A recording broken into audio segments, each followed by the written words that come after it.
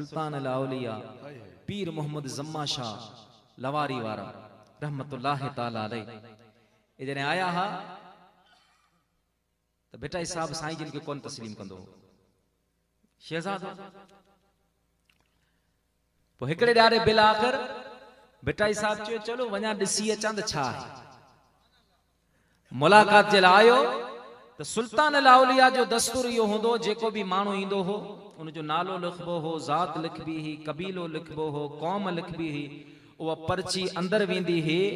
पो बुजुर्ग जेकॾहिं इजाजत ॾींदो हो त मिलंदो हो जेकॾहिं न या त वापस वञणो पवंदो हो या इंतजार करणो पवंदो हो भेटाई साहब जो आयो फकीरन जो नालो ॿुधा ज़ात ॿुधा कबीलो ऐं कौम ॿुधा पंहिंजो कम ॿुधा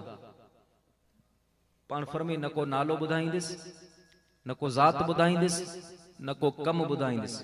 वञी पंहिंजे पीर खे चओ हिकिड़ो फ़कीर आयो आ जेकॾहिं इजाज़त हुजे त मिलंदो न त घर खां वांदो आऊं बि कोन आहियां जो इंतजार कंदो रहां सुभान अल्लाह सुभान अल्लाह मुरीदन वञी पंहिंजे साईं खे अर्ज़ कयो क़िबला बादशाह ईंदान वज़ीर ईंदान सरदार ईंदान कौमन जा कबीलन जा वडेरा ईंदा आहिनि सभई इंतजार कंदा आहिनि अज हिको एड़ो फकीर आयो आ चवे पियो कम भी कोन ॿुधाईंदुसि नालो भी कोन ॿुधाईंदुसि ज़ात भी कोन ॿुधाईंदुसि वञी करे पंहिंजे पीर खे चओ जेकॾहिं वक़्तु हूंदो त मिलबो वरना वापस हलियो वेंदुसि इंतजार कोन कंदुसि मुंहिंजा प्यारा जॾहिं इहा ॻाल्हि सुल्तान अल औलिया पीर मोहम्मद जम्मा शाह लवारी वारे ॿुधी आ पाण अल्लाह अकबर चई करे ज़मीन खां मथे खजी पान फरमायो फकीरो ढोड़ो भजो हथ करियो मता नाराज न थी वञे यो को आम फकीर नाहे मुझे महबूब मोहम्मद जो बचड़ो अब्दुल लतीफ आहे अब्दुल लतीफा वठी आणियो असर नमाज का बाद में बेटा साहब सुल्तान अल औलिया जे हवेली में दाखिल थिया सुभान अल्लाह बियो जेको भी मानो विंदो हो 15 मिनट 20 मिनट कलाक का ज्यादा केर भी मुलाकात सुल्तान अल औलिया सा कोन कंदो हो बेटाई साहब असर नमाज का बाद वियो फजर का बाद निकतो सुभान अल्लाह सजी रात साईं जिन सा गड गुजारई जने बाहर निकतो तो मुरीदन के खबर हुई त अब्दुल लतीफ बेटाई असा जे साईं सा इख्तिलाफ रखंदो आ अग्या फिरे आया ओ अब्दुल लतीफ बेटाई सिंध जा वाले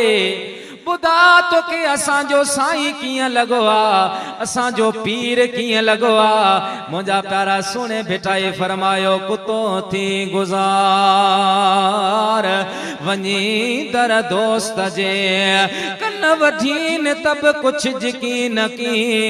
पर कुत्याणी पार सुबह वीदा शिकार मन वठी लियन पान से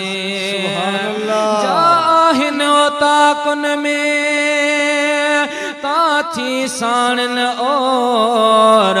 डह डे भेरा दी हमें पान मथा उन घोर पो वया जे हिंगलोर तब करम मिलंदे का पड़े रहा थई रात सुबह भी दई साजरी लुआ लुआ मंझ लतीफ चे कर इन्हन जी तात या जोगिन संधी जात बेभेरे भाग मिले किस्मत सा मिलियो कदर करियो से न बेटा साहब हलियो वियो मुरीद आया सुल्तान अल औलिया वट क़िबला अब्दुल लतीफ आयो आ अवां सां इख्तिलाफ रखंदो हो पर बुधा तो के भेटाए किए लगो आ त सुल्तान अल औलिया पीर मोहम्मद जम्मा शाह फरमायो वह वनी वट तिन कलम जिनी जे हथ में अंग मिटाए अगिया वरी वारे ब्या लिखन